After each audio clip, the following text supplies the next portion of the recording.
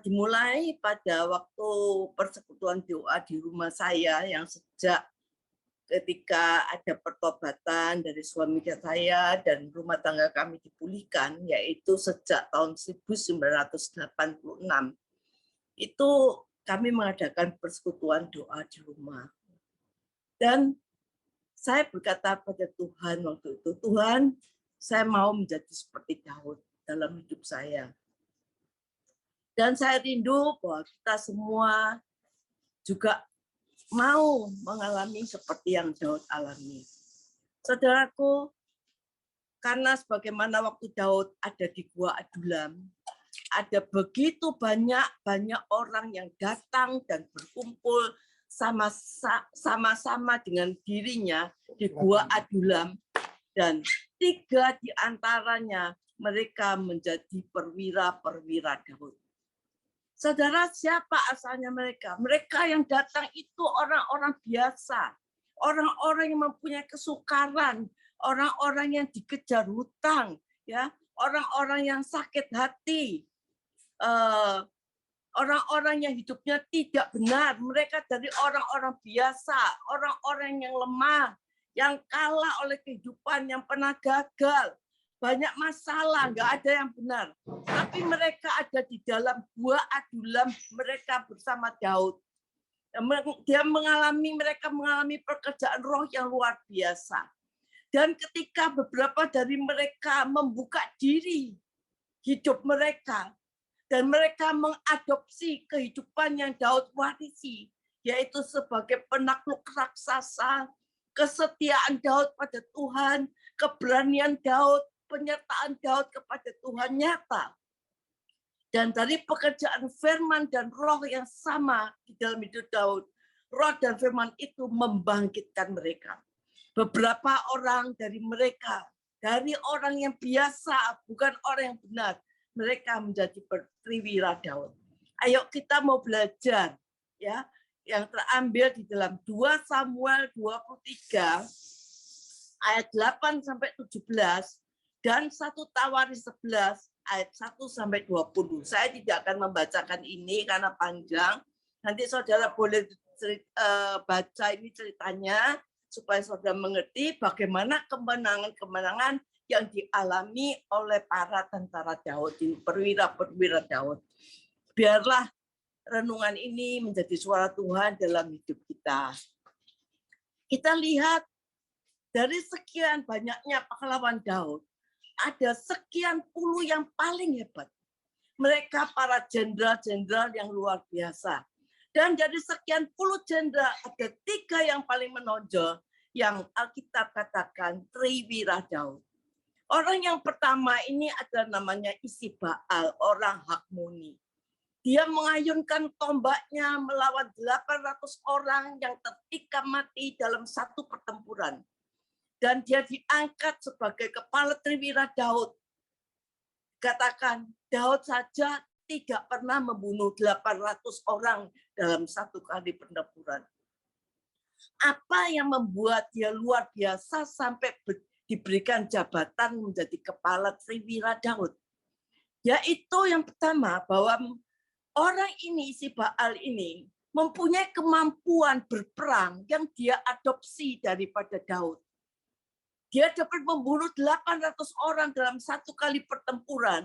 Bukan karena soal keberanian saja, tetapi soal bagaimana dia mempunyai hikmat, sehingga apa yang dikerjakannya menghasilkan sesuatu yang luar biasa.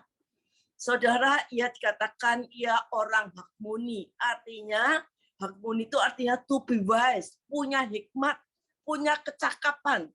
Saudara, ini yang dibutuhkan kita sebagai orang percaya.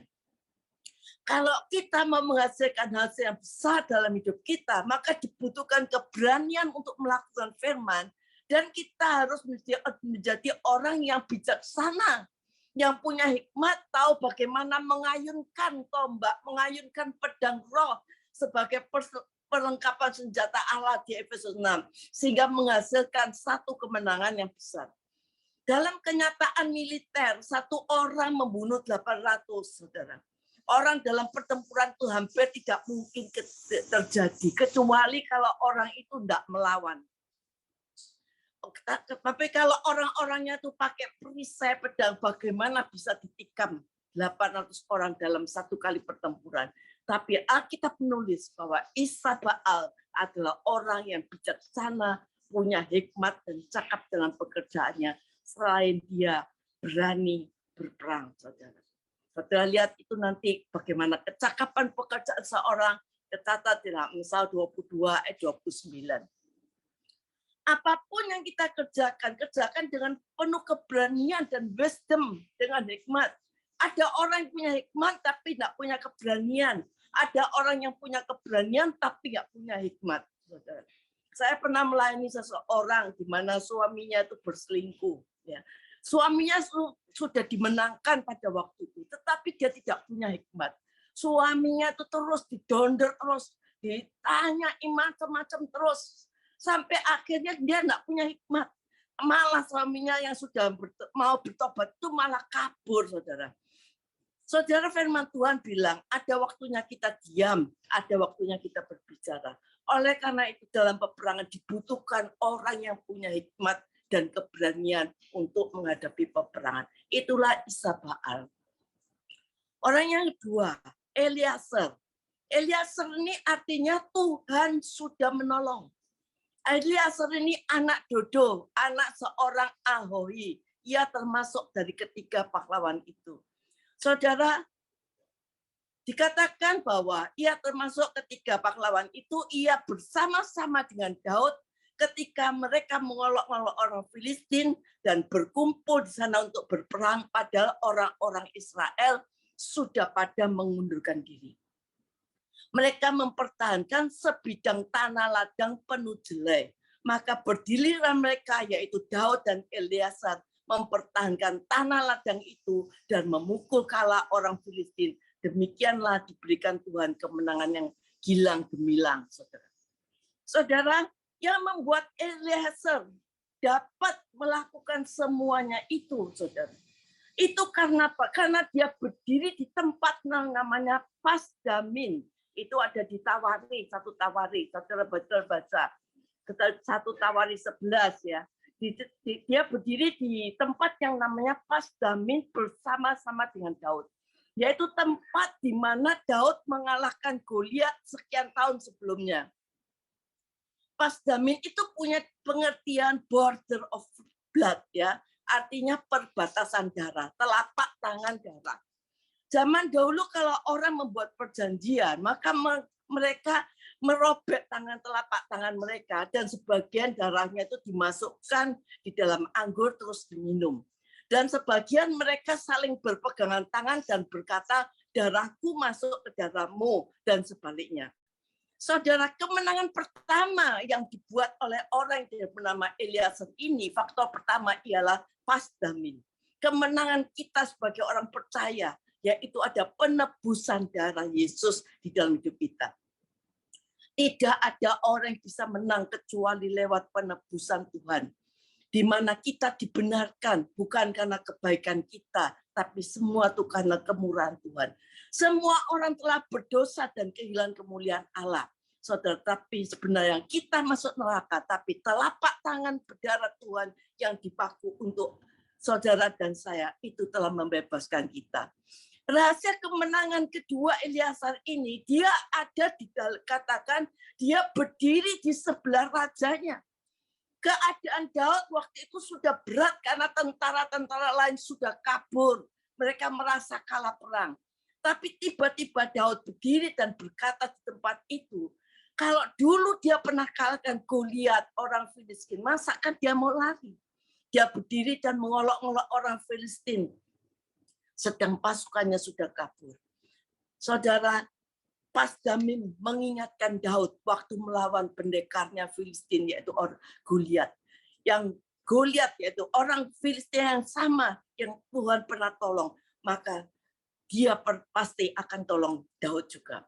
Saudara, di tempat yang sama, dia tidak minta orang mengikuti dia.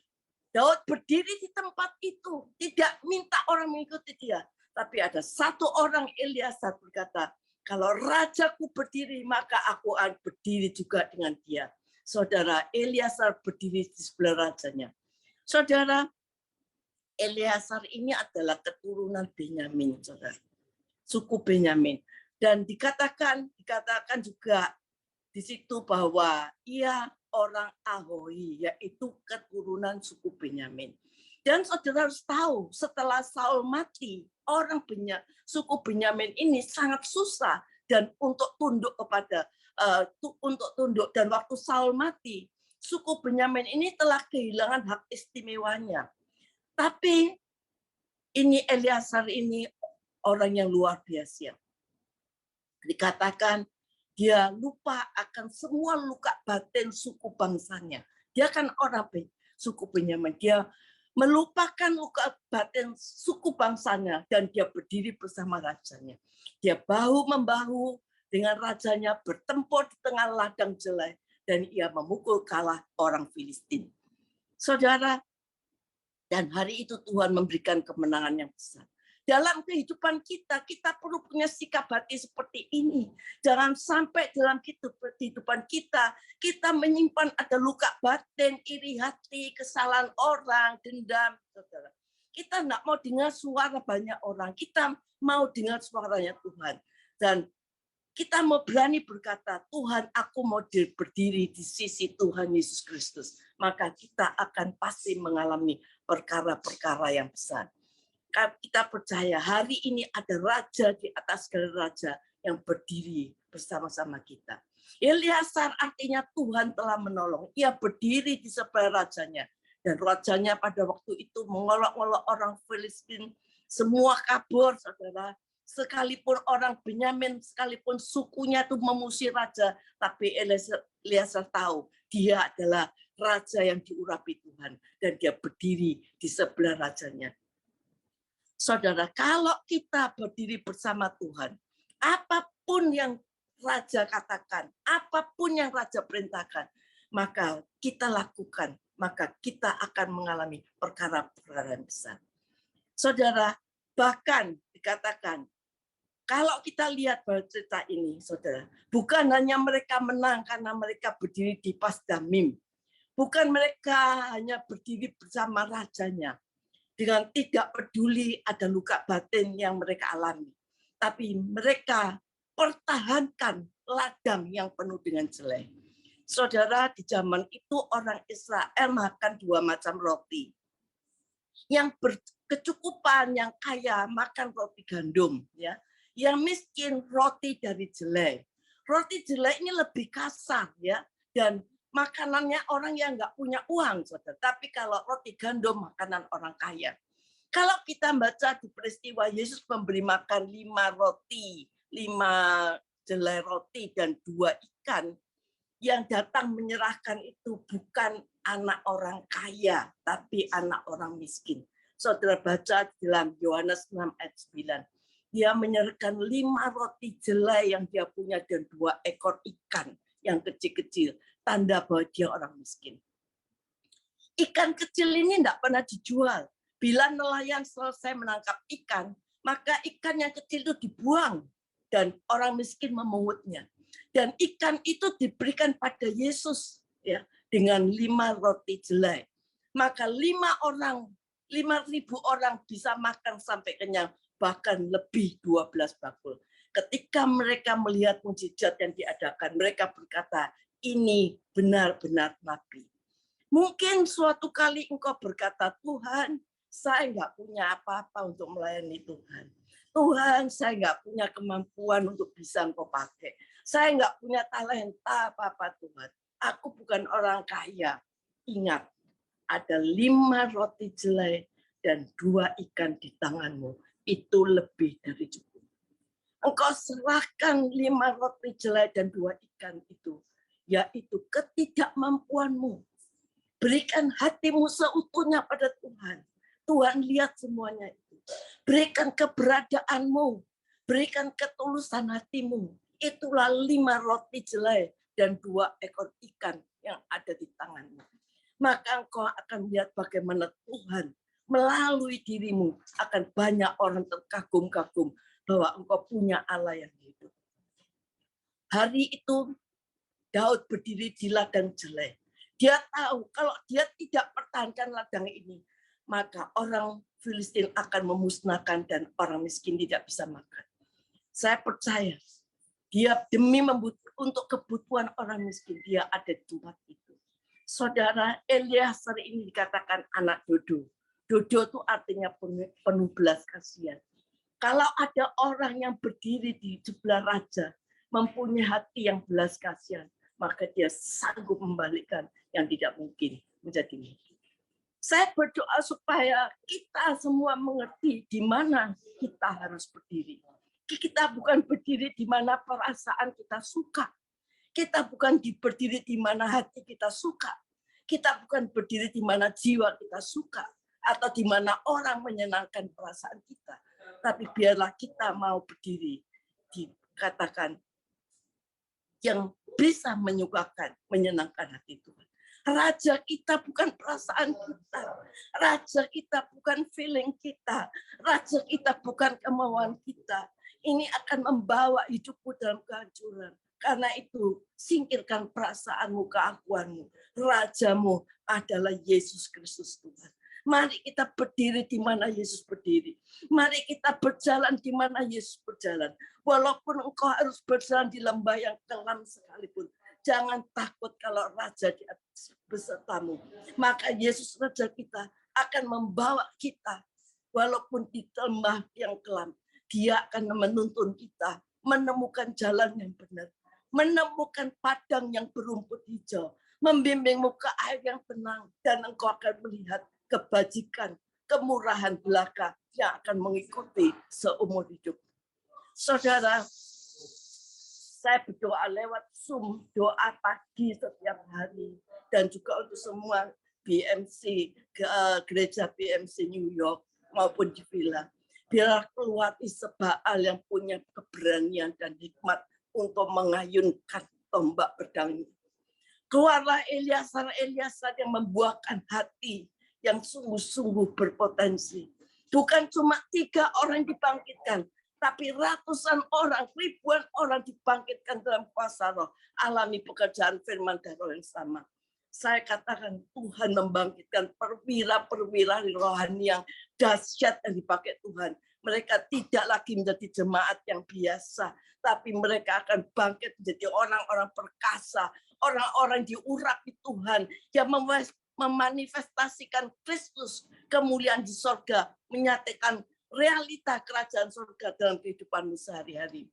Saudara, karena itu pada waktu persekutuan di rumah doa di rumah saya tahun 1986 yang datang tuh orang-orang yang sakit hati, orang-orang rumah tangganya hancur berantakan, orang-orang yang tidak punya pekerjaan, saudara, dan semua orang yang serba tidak benar, saudara.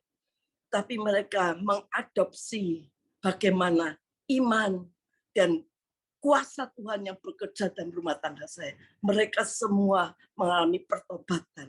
Dan mereka semua akhirnya tersebar dalam pekerjaan roh yang luar biasa. Mereka dibangkitkan menjadi perwira-perwira Tuhan, tersebar kemana-mana. Ada yang menjadi penginjil, koordinator gereja, pemain musik, singer, song leader, hamba-hamba Tuhan, gembala-gembala sedang, yang mempunyai kesaksian-kesaksian hidup yang luar biasa. Saya percaya tahun 2022 dan seterusnya, kita akan melihat kemuliaan surga dinyatakan lewat hidup kita masing-masing yang ada di Zoom ini maupun yang ada di jemaat Bethany Miracle Center New York, saudara, bahwa Kristus adalah Raja dari segala raja dan kita mau tetap berdiri di sampingnya untuk Tuhan menyertai kita, maka kita akan mengalami kemenangan yang gilang gemilang. Amin. Amin, amin, amin. Wah, luar biasa untuk firman Tuhan hari ini, Bu Jim. Bagaimana Daud, orang yang diurapi Tuhan, akhirnya dia bisa menghasilkan 3 triwira, orang-orang yang hebat. Saya percaya melalui doa fajar ini juga akan lahir orang-orang yang hebat, orang-orang yang berpotensi, orang-orang yang mengalami kemenangan yang gilang gemilang ya. Silakan Bu Jem berdoa untuk kami semua. Bapak, saat ini kami berdoa untuk semua yang mengikuti Zoom ini, Tuhan. Kami percaya suara-Mu sudah berbicara di setiap hati kami, Tuhan. Biarlah dari mereka semua ini, Tuhan, bukan menjadi jemaat yang biasa, yang mendengarkan firman Tuhan. Tapi mereka akan dibangkitkan, Tuhan, dalam hati yang punya keberanian untuk melakukan firman Tuhan. Punya kebijakan, Tuhan, hikmat untuk mengayunkan pedang rohnya, Tuhan. Sehingga dia mengalami kuasa Tuhan yang luar biasa dalam hidupnya. Oh Tuhan, kami tahu Tuhan, mungkin dari kami Tuhan merasa kami nggak mampu, kami nggak bisa, kami nggak punya apa-apa Tuhan. Tapi kami percaya 5 roti jelai dan 2 ikan yang ada di tangan kami. Segala ketidakmampuan kami Tuhan, segala yang semuanya yang kita tidak punya Tuhan, kami percaya, kami serahkan hati kami kepada Tuhan. Kami mau berdiri di samping Raja kami. Dan kami percaya Engkau yang melihat hati kami. Engkau akan memberikan kemenangan yang gilang gemilang. Dan kami semua di tempat ini akan menyaksikan bahwa ada satu nama di bawah kolong langit ini yang bisa menyelamatkan kami, yaitu Yesus Kristus Tuhan. Tuhan berkati semua yang mengikuti Zoom ini Tuhan. Kami percaya Tuhan. Kami percaya kami akan diberkati oleh Tuhan Yesus Kristus. Amin.